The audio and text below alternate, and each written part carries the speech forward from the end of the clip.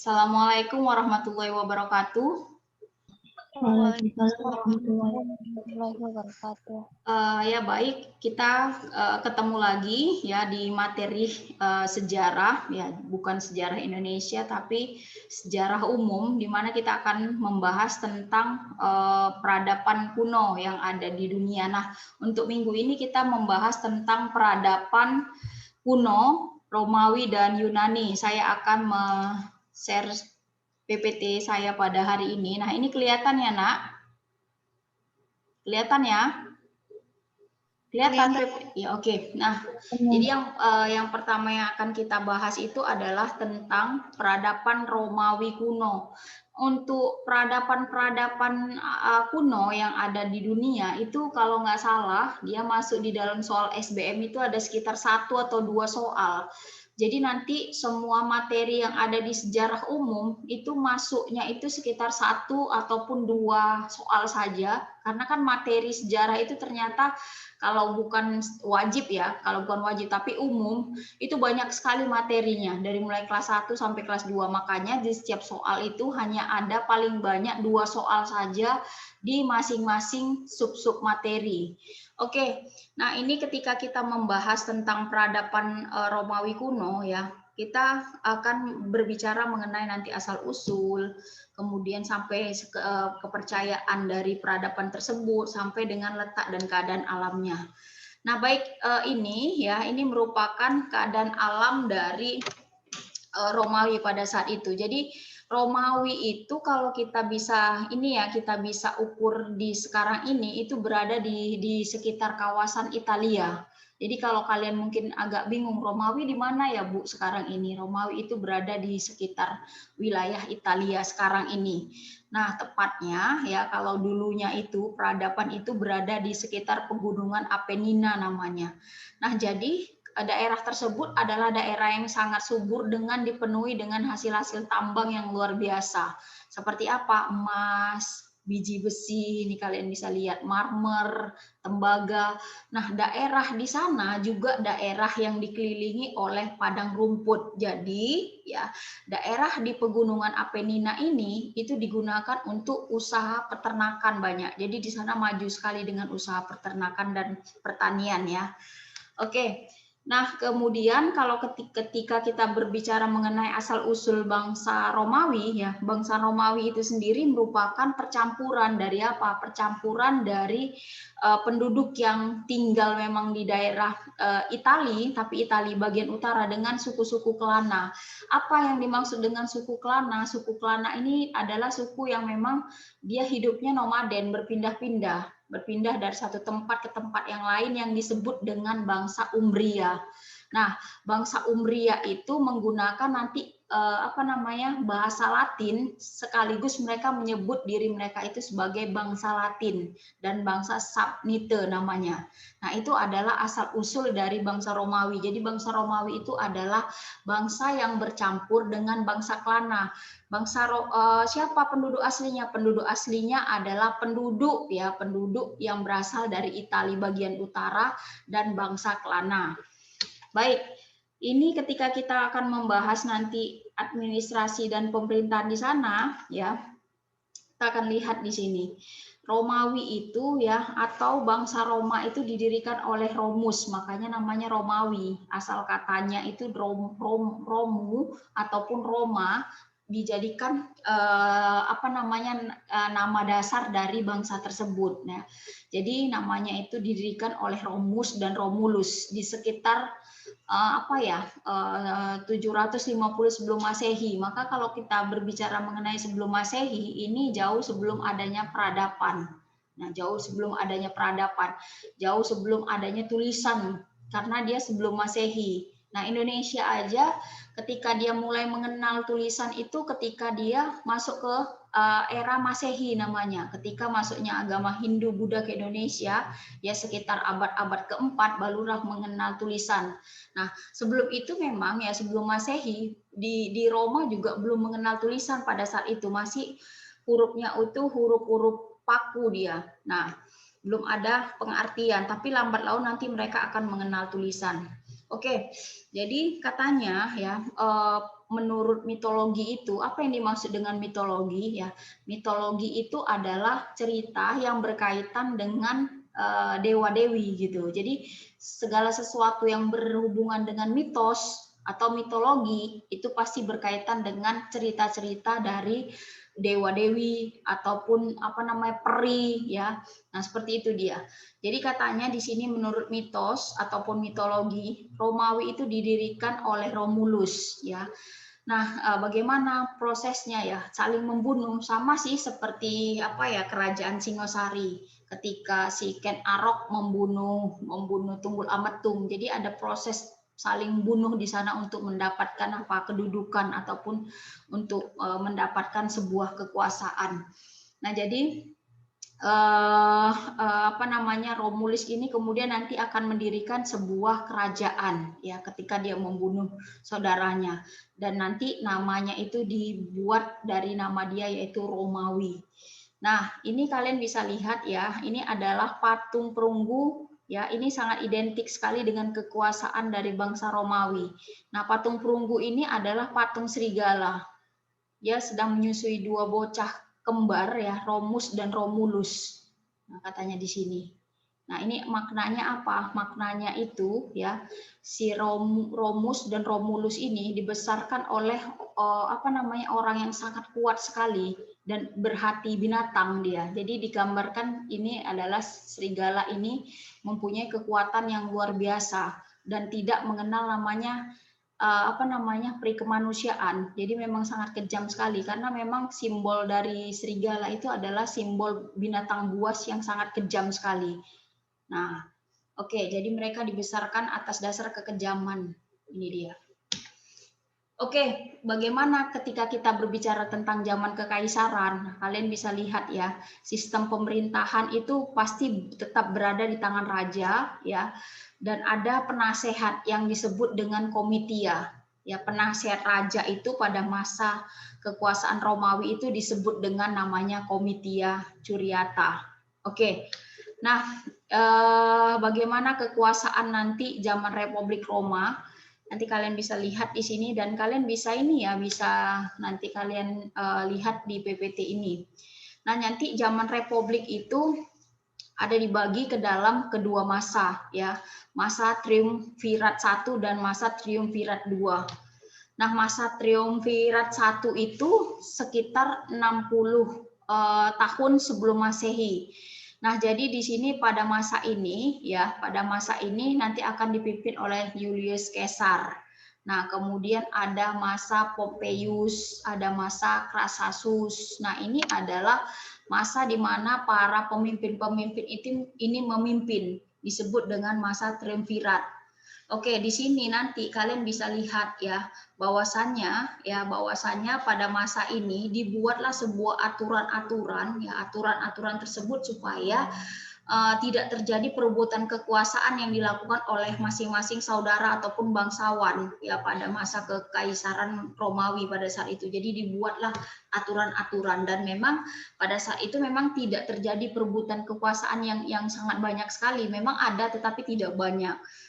Oke, untuk masa Triumvirat 2 itu kalian bisa lihat ya, itu masa setelah si ini tadi si Caesar ini nanti meninggal dan nanti akan muncullah perang saudara di mana ada kubu satu ya, kubu yang pro terhadap kaisar dan satu lagi kubu yang tidak pro ataupun kontra terhadap pengikut-pengikut kaisar ini.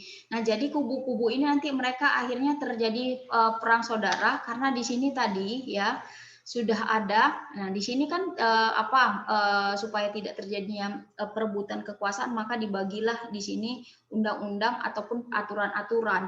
Setelah si Kaisar meninggal ini udah nggak ada lagi gitu, udah hilang dia budaya-budaya tersebut sehingga terjadi perang saudara. Nah, kemudian nanti setelah perang saudara nanti ya kalian bisa lihat. Nah, ini saya cuman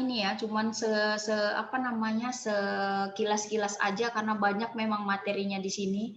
nanti kalian bisa lihat di mana Octavianus itu akan memenangkan. Siapa Octavianus? Octavianus itu merupakan ya pengikut dari Kaisar juga ya, pengikut dari Kaisar, dan akhirnya dia membangun sebuah kejayaan di Romawi.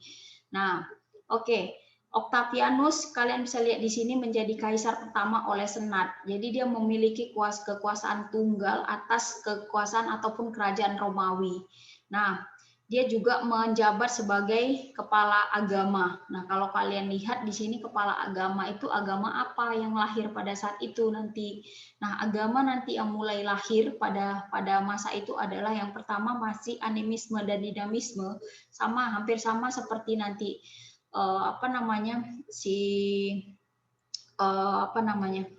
raja yang pernah memerintah, tapi dia hanya memerintah pada saat mereka itu baik, seperti itu. Baik, nah ini nanti kalian bisa lihat ya, ini karena banyak sekali materinya, jadi saya juga nggak terlalu banyak menyampaikan materi di Romawi ini. Nah, ini adalah inti-intinya saja. Kalian bisa lihat ini di mana nanti Romawi Barat itu dijadikan sebagai ibu kotanya Roma, dan nanti ya kekaisaran dari Romawi Timur itu ibu kotanya Konstantinopel yang sangat terkenal sekali. Jadi Romawi itu dibagi ke dalam dua ya, Romawi Barat dan Romawi Timur. Di mana kalau Romawi Barat itu ibu kotanya Roma, Italia, ya kan? Kalau Romawi Timur itu dia Konstantinopel. Nah, ini kalian bisa lihat ya, Romawi Barat ya bangsa-bangsa Italia di sini Romawi Timur ini adalah Konstantinopel yang jadi perebutan. Oke. Nah, ini bagaimana kepercayaan ya dari bangsa-bangsa Romawi seperti yang saya katakan tadi, ya sifatnya animisme, di mana nanti mereka mempercayai terhadap dewa-dewa ataupun orang-orang roh-roh yang sangat kuat sekali yang bernama Vesta, kemudian yang bernama Lares dan bernama Penates. Nah, ini dia adalah kepercayaan-kepercayaan orang Romawi. Nah, untuk bidang ilmu pengetahuan dan teknologi nanti akan dibagi ke dalam beberapa hal ataupun sesi. Yang pertama bidang hukum, pengetahuan dan teknik jembatan, pengetahuan seni. Kalau hukum itu ada norma-norma hukum. Oke, nah ini dewa-dewa ya, kepercayaan mereka. Ada Vesta yang merupakan dari roh pengurus api, kemudian ada Penates ya, roh jadi penjaga lumbung. Ini diibaratkan adalah kemakmuran. Kemakmuran dari apa? Kemakmuran dari rakyat. Kemudian ini adalah Lares merupakan roh penjaga rumah dan batas ladang keluarga. Nah, jadi kalau kalian lihat ya, ini adalah dewa-dewa yang mereka percayai yang akan membuat kehidupan mereka itu berjaya. Nah, ini tadi sudah ada ya sistem kepercayaan. Nah, jadi sistem kepercayaan tadi animisme ya dibarengi dengan politisme, yaitu dipuja oleh dewa-dewa. Baik. Nah, seperti yang saya katakan ini tadi sudah ya. Mereka juga mengenal yang namanya ini dia. Dewa-dewi di Roma, ada Dewi Juno, ada Dewa Mars, ada Dewa Apollo, Dewi Minerva, Dewi Dioma, Mercurius. Nah, ini hampir sama sebenarnya dengan nanti kekuasaan ataupun kejayaan dari Yunani, cuman hanya saja dewanya aja, nama dewanya yang berbeda. Nah, ini kalian bisa lihat Dewa Juno itu dewa perlindungan perkawinan, ya kan? Ini bisa kalian baca. Dewa Jupiter itu adalah dewa pemimpin dari para dewa, dan dia sama seperti dewa yang ada di Yunani yaitu dewa Zeus. Jadi dewa dari pemimpin segala dewa itu adalah dewa Jupiter. Ya, dewa Jupiter. Oke, kemudian ada Dewi Venus yang konon katanya sangat cantik sekali ya, dan dia dijuluki sebagai dewi ataupun dewa kecantikan. Ya, kalau di Yunani namanya dewa Aporit, ya Aporit. Nah, itu dewa Aporit yang ada di Yunani. Kalau di Romawi namanya Dewi Venus. Kemudian ada dewa Mars, ya kan? Dewa Mars ini adalah dewa peperangan. Kalau di Yunani namanya dewa Ares. Nah, ini semuanya adalah dewa-dewa yang dipercayai oleh masyarakat ya dari Yunani ataupun rakyat dari Yunani Romawi ya, mereka percaya terhadap dewa-dewa ini. Nah, ini peninggalan-peninggalan budaya dari nanti ada ini ya, ada dari seni bangunan itu bisa kita lihat bangunan-bangunan di sini. Nah, ini bangunan-bangunan peninggalan dari kekuasaan Romawi. Nah, ini ada bangunan apa? Bangunan yang disebut dengan ini dia, yang disebut dengan Colosseum dan Aperhite. Ini adalah bangunan-bangunan yang seperti apa dia? Stadium. Kalau sekarang ini namanya stadium ya. Kalau dulu memang namanya ini dia, Colosseum. Nah, ini dipakai untuk apa? Ini dipakai untuk pertandingan, baik itu pertandingan misalnya hewan dengan hewan maupun manusia dengan manusia atau yang disebut dengan gladiator. Nah, ini dia. Nah, ini bentuknya seperti stadium. Kemudian nanti ada apa namanya bangunan yang namanya viaduk atau dia seperti waduk ataupun saluran-saluran air. Nah, oke, kemudian ada limes. Nanti ini limes ini berbentuk benteng. Jadi dia seperti ini, dia benteng-benteng. Nah, hampir sama seperti ini. Nah, benteng-benteng ini adalah rangkaian benteng yang panjangnya puluhan kilometer. Namanya limes di Romawi. Kemudian ini adalah Pantheon. Ini merupakan rumah dari para dewa katanya. Konon di sini adalah rumah para dewa. Kalau kalian lihat nih merupakan rumah para dewa. Jadi dewa-dewa itu nyata, Bu. Mereka ada di sini. Iya, Bu. Nah, seperti itu. Iya, mereka bertempat tinggal di sini. Jadi, Bu, seperti manusia. Iya, seperti manusia juga. Oke, ini hasil karya sastra ya, hasil karya sastra pada masa Romawi. Jadi pada masa kekuasaan Romawi kuno itu mengalami perkembangan yang pesat pada masa Kekaisaran Octavius yang pertama tadi. Kenapa? Dia nanti akan membuat mahakarya-mahakarya berbentuk opera, kemudian berbentuk penulisan-penulisan buku seperti itu. Nah, ini adalah ya organisasi-organisasi pada masa Romawi. Kalian bisa lihat ini. Pak Nanda udah datang. Oke, ini letak. Ini kita berbicara mengenai Yunani sekarang ya, Yunani kuno. Nah, ini ketika kita melihat ya, bangsa Yunani ini adalah bangsa yang dianggap mempunyai pusat peradaban yang paling tua di Eropa. Nah, jadi bangsa ini adalah bangsa yang tertua dan dia berada di daerah yang berdekatan dengan dengan Romawi, dekat dengan Romawi. Nah, jadi kalau kalian lihat ya bagaimana sejarah dari peradaban Yunani kuno ini, kalian bisa lihat nih ada fase-fase di situ pembentukannya, mulai dari pembentukan polis ataupun pembentukan dari kota-kota. Nah, ini kalian bisa baca saja ya, Nak, karena banyak sekali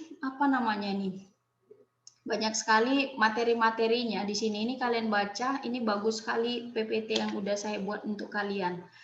Nah, jadi nanti kalau kalian lihat ya sistem pemerintahannya itu nanti ada dibagi ke dalam pemerintahan-pemerintahan. Mereka akan membandingkan dua pemerintahan ini antara Athena dengan Sparta. Nah, jadi nanti kalau misalnya kalian lihat ya Athena itu merupakan kota ataupun negara yang menggunakan sistem demokrasi. Jadi Athena itu ya sistem pemerintahannya itu lebih kepada demokrasi. Nah, ini nanti akan diperkenalkan oleh siapa? Solun dengan sistem yang kekuasaan yang berada di tangan dewan rakyat. Jadi penguasanya pada demokrasi itu adalah rakyat di Athena. Sedangkan nanti di Sparta itu nanti hukumnya itu berdasarkan kepada pemerintahan yang bergaya militer. Nah, jadi akan berbeda sekali ya pemerintahannya itu memang dipegang oleh raja. Kemudian nanti ya pelaksana tertinggi itu dipegang oleh dewan yang bernama ekspor dan yang terdiri dari 5 orang. Nah, di sini artinya ini berbeda sekali dengan Athena. Jadi kekuasaan itu akan dipegang sepenuhnya oleh raja dan dewan. Jadi masyarakat ataupun rakyat tidak banyak berpengaruh di sini. Makanya nanti yang lebih maju kalian bisa lihat di Athena dia. Oke. Nah, itu saja mungkin yang bisa saya bahas ya karena memang waktunya sudah habis. Oke, sudah habis tentang kepemerintahan ini. Nah, kalian ini bisa baca ya, bisa baca file-file yang saya berikan ke kalian di psikologi. Baik, itu saja mungkin yang bisa saya sampaikan pada hari ini ya. Silakan kalau ada pertanyaan, Nak, silakan. Kalau tidak ada, saya tutup karena Pak Nanda sudah menunggu. Oke, kalau tidak ada, saya tutup saja ya. Baik, nanti kalau misalnya ada pertanyaan-pertanyaan, boleh kalian chat saya di WA ataupun di psikologi yang sudah saya siapkan. Sekian saja mungkin pertemuan kita pada hari ini. Ya, saya ucapkan terima kasih. Assalamualaikum warahmatullahi wabarakatuh. Waalaikumsalam warahmatullahi wabarakatuh.